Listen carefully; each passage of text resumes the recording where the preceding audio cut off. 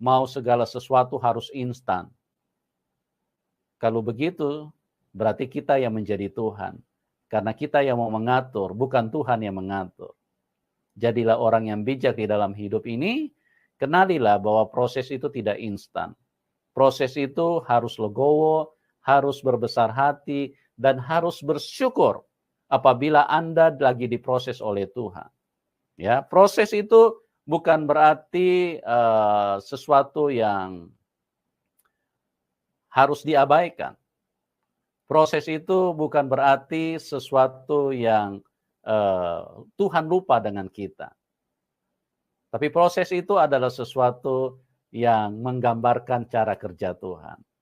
Dan semakin lama kita diproses, kita harus tahu bahwa Tuhan selalu bekerja untuk mendatangkan kebaikan buat hidup kita.